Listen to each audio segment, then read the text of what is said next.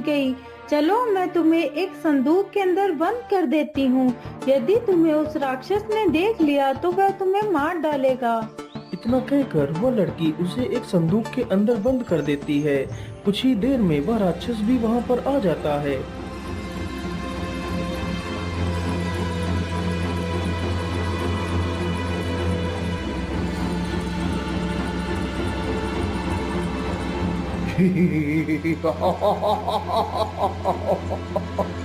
मनुष्य की दुर्गंध। अरे कहाँ है यह मनुष्य?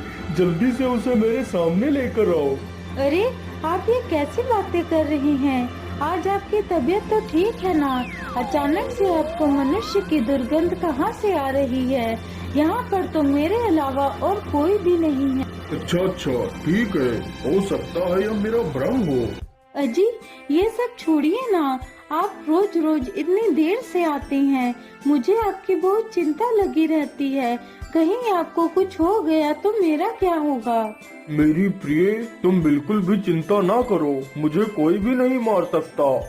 आप ये कैसी बातें कर रहे हैं? आखिर आपको कोई मार क्यों नहीं सकता? अरे प्रिय, मैं इसलिए नहीं मर सकता क्योंकि मेरे प्राण मेरे शरीर के अंदर है ही नहीं। मेरे प्राण तो इस तोते के अंदर है। जब तक यह तोता नहीं मरेगा तब तक मुझे कोई नहीं मार सकता। राक्षस के मुंह से यह बात सुनते ही वह लड़की मन ही मन बहुत खुश हो जाती है।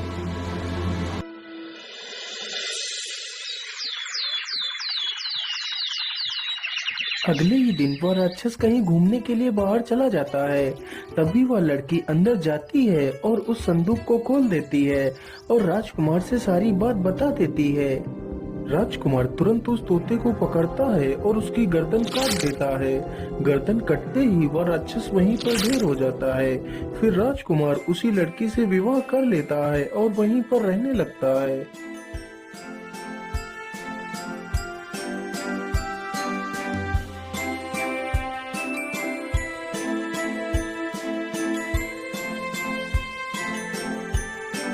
अजी आप इसमें क्या लेकर आए हैं? तुम खुद ही देख लो रानी, मैं तुम्हारी। रूपकला जैसे ही उसे खोलकर देखती है तो उसके अंदर एक बड़ी ही सुंदर कंघी रखी होती है। राजकुमार जी, यह कंघी तो वाकई कितनी सुंदर है। आपका यह उपहार अमूल्य है। फिर राजकुमार बातों ही बातों में रूपकला को अपने दोनों मित्रों के बारे में बताता है। अरे वाह, आपके दोनों मित्र तो अद्भुत हैं। काश कि मैं भी कभी उनसे मिल पाती।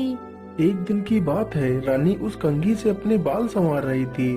तभी उसने उस कंघी को वहीं पर रख दिया और अंदर चली गई। इतने में ही एक कौवा उड़ता हुआ आता है और कंघी को उठाकर ले जाता है और उस कंघी को नदी में गिरा देता है। उस कंघी को एक बड़ी मछली निकल जाती है। हे भगवान, रोज रोज मुझे छोटी मछलियाँ ही मिलती है। पता नहीं बड़ी मछली कब मिलेगी।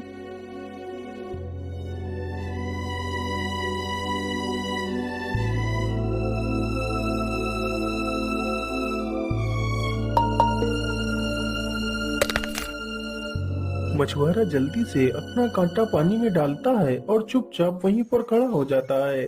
तभी उसके कांटे में कुछ हलचल होती है। वह जल्दी से कांटे को बाहर खींच लेता है। अरे राम राम राम, क्या आज के दिन फिर से मुझे इन छोटे छोटे मछलियों से ही संतुष्ट होना पड़ेगा? चलो कोई बात नहीं, कुछ ना मिलने से अच्छा तो यही है कि कुछ तो मिल रहा है।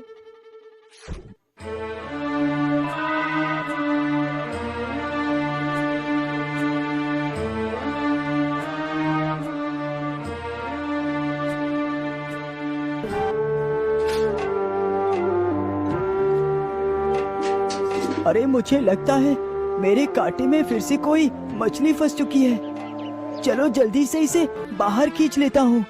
इतना सोचकर मछुआरा अपना कांटा खींचने लगता है। अरे बाप रे बाप, मेरा कांटा इतना भारी कैसे हो गया? मुझे लगता है इस बार जरूर कोई बड़ी मछली हाथ लगी है। अरे वाह वाह, आज तो सच में इतनी बड़ी मछली फंसी है। कहीं ये सपना तो नहीं देख रहा हूँ? अरे नहीं, ये कोई सपना नहीं है, ये तो सच में एक बड़ी मछली है। चलो जल्दी से घर चलता हूँ, भाग्यवान बहुत खुश हो जाएगी। इतना सोचकर मछुआरा जल्दी से उस मछली को अपने घर ले जाता है।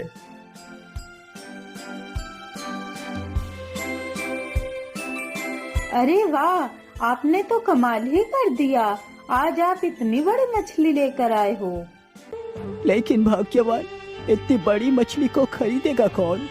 अजी, आप महाराज के पास जाओ, वही इस मछली को खरीद सकते हैं। हाँ हाँ भाग्यवान, तुम बिल्कुल ठीक कहती हो। मैं इस मछली को महाराज के पास ही ले जाता हूँ। इतना कहकर मछुआरा राजा के पास पहुंच जाता है। ठीक है, वो दिन मैं तुम्हारी मछली वे तुम्हें 100 सोने की अशर्फिया देता हूँ। राजा के मुंह से यह बात सुनकर मछुआरा बड़ा ही खुश हो जाता है और 100 सोने की मोहरें लेकर वहां से चला जाता है। फिर रसोइया उस मछली को उठाकर पकाने के लिए ले जाता है। जैसे ही वह रसोइया उस मछली को काटता है तो उसके अंदर वही सुंदर कंघी निकलती है। रसोइया तुरंत उस कंघी को लेकर राजा के सामने जाता है। लेकिन इतनी सुंदर कंघी आखिर किसकी हो सकती है? रसोई, तुम इस कंघी को मुझे दे दो और तुम जाकर अपना काम करो। रसोइया तुरंत उस कंघी को राजा को दे देता है और वहां से चला जाता है। अरे वाह, ये कंघी तो कितनी सुंदर है। यदि ये कंघी इतनी सुंदर है तो इसका उपयोग करने वाली कितनी सुंदर होगी। मुझे उससे मिलना ही होगा। सैनिकों, इस कंघी को लेकर जाओ और पूरे राज्य में इस कंघी को दिखाओ कि ये कंघी जिसकी भी है वो अपनी कंघी को राजा के दरबार में जाकर ले ले। राजा का आदेश होते ही सैनिक पूरे राज्य में उस कंघी को लेकर घूमने लगे। अरे, ये कंघी तो कुछ देखी सुनी सी लगती है। अरे हाँ, ये कंघी तो उस दिन वह युवक खरीद रहा था, लेकिन उसका तो घर पास में ही है। अरे सैनिक भाई, मैं जानती हूँ ये कंघी किसकी है। तो फिर जल्दी से बताइए बूढ़ी माँ, आखिर ये कंघी किसकी है? सैनिक भाई, उसका जवाब मैं कल राजा को खुद आकर दूंगी और तुम लोग यहीं से वापस लौट जाओ।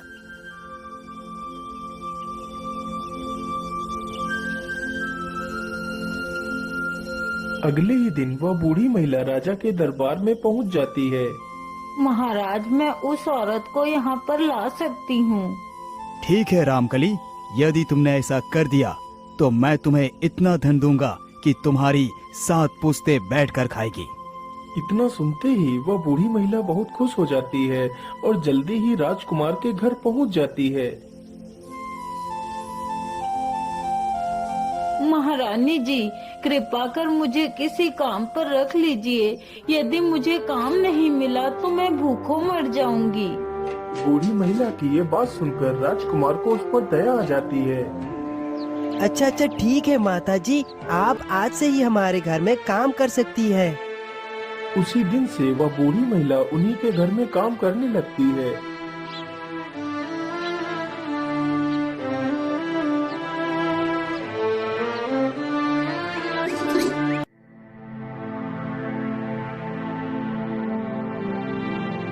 ओहो, इतने दिनों से खाना बना बना कर, बर्तन धो धो कर मैं तो तंग ही आ गई हूँ। आज तो मैं राजकुमार को जिंदा नहीं छोड़ूंगी। इतना कहकर वह बूढ़ी महिला खाने में जहर मिला देती है।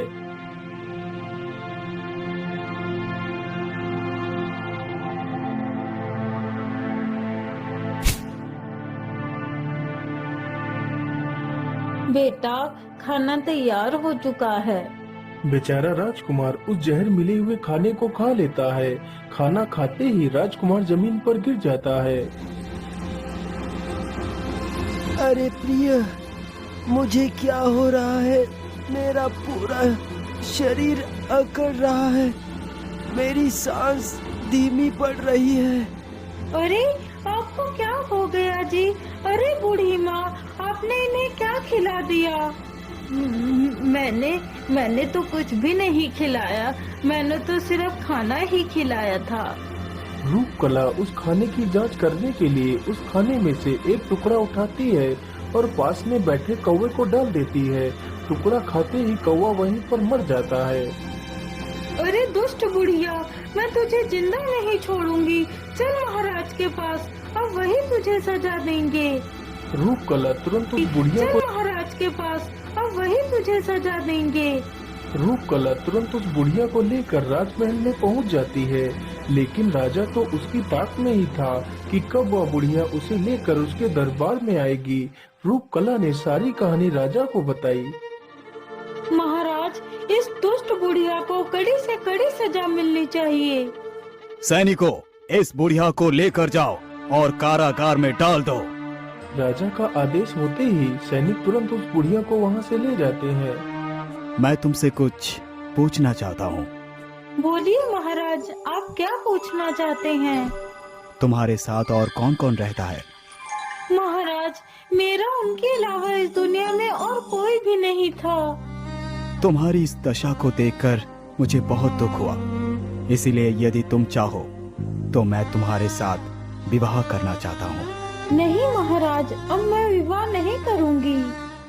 देखो, यदि तुम मुझसे विवाह नहीं करोगी तो मैं तुमसे जबरदस्ती विवाह करूंगा।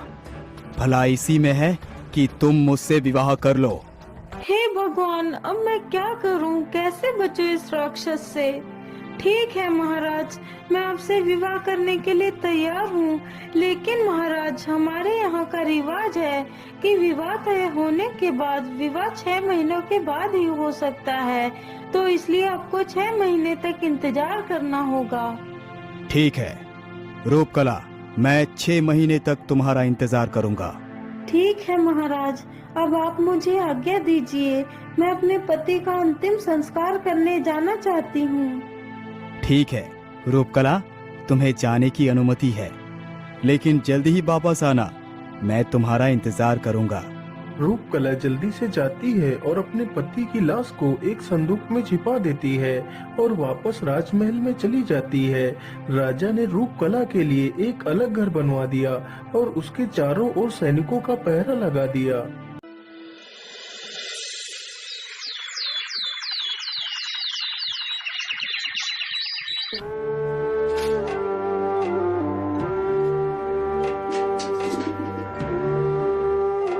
महाराज, राजकुमार इतने दिनों से गायब है और आपने हमें बताया तक नहीं। वो बेटा, मैं नहीं चाहता था कि तुम दोनों भी परेशान हो, इसीलिए मैंने तुम दोनों को नहीं बताया। महाराज, इसमें परेशानी कैसी? हम दोनों उसके मित्र हैं और हम दोनों आज ही अपने मित्र को ढूंढने के लिए जाएंगे। इतना कहकर दोनों मित्र पैदल ही वहाँ से निकल पड़ते हैं।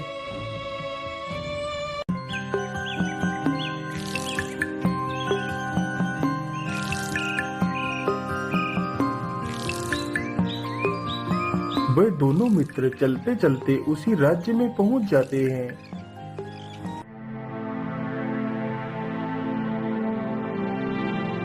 अरे, ये दोनों युवक तो मुझे कुछ जाने पहचाने से लग रहे हैं। अरे सैनिकों, तुम लोग जल्दी जाओ और इन दोनों युवकों को मेरे पास बुला कर लेकर आओ। अरे रुक जाओ तुम लोग, तुम्हें हमारी महारानी बुला रही हैं, चलो हमारे साथ चलो। बोलिए महारानी जी, आपने हम लोगों को क्यों बुलाया? आप दोनों मुझे कुछ जाने पहचाने से लगे, वैसे आप लोग कौन हैं और कहाँ जा रहे हैं? फिर वह दोनों मित्र अपनी सारी कहानी रूपकला को सुनाते हैं। यह सुनते ही रूपकला की आंखों में आंसू आ जाते हैं। भैया, आपका मित्र राजकुमार तो मारा जा चुका है और मैं तुम्हारी भाभी हूँ। भाभी माँ, आप परेशान मत होइए, हम दोनों आपको यहाँ से निकाल लेंगे, लेकिन हमारे प्रिय मित्र का शव कहाँ पर है? भैया, मैंने उन्हें एक संदूक के अंदर छिपा दिया है। अच्छा ठीक है भाभी, आप राजा से कुछ चंदन की लकड़ियाँ मंगवा लीजिए। रूपकला ने तुरंत राजा को एक पत्र भेजा। महाराज, अब तो हमारी विवाह जल्द ही होने वाला है, इसीलिए मैं चाहती हूँ कि आप मेरे लिए कुछ चंदन की लकड़ियाँ भिजवाएं। मैं उन चंदन की लकड़ियों से अपने शरीर पर लेप करूंगी, और हाँ, साथ में अपने दोनों बहनों को भी भेज देना, तो मुझे अच्छा लगेगा। नंदा और सुनंदा, तुम दोनों अपनी भाभी के लिए कुछ चंदन की लकड़ियाँ लेकर जाइए। राजा का आदेश मिलते ही दोनों बहनें चंदन की लकड़ियां लेकर रूपकला के पास पहुंच जाती हैं।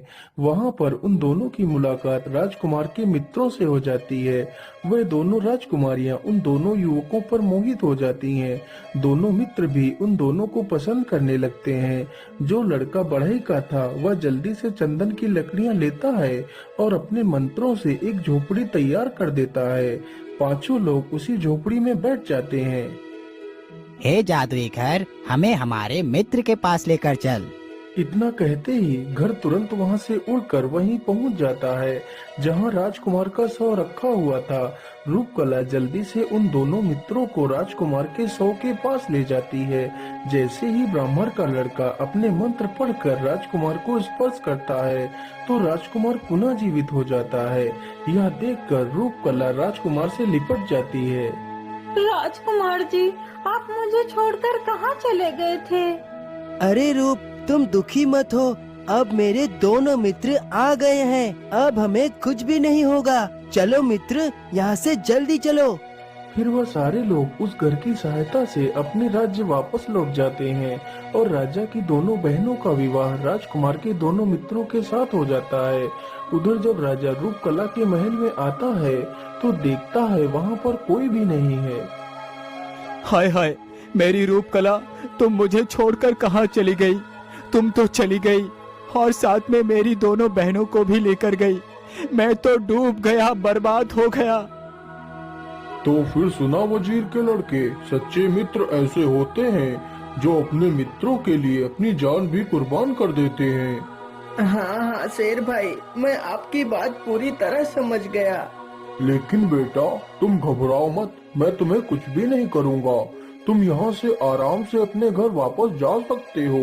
शेर की यह बात सुनकर वजीर का लड़का बड़ा ही खुश हो जाता है और वहाँ से चल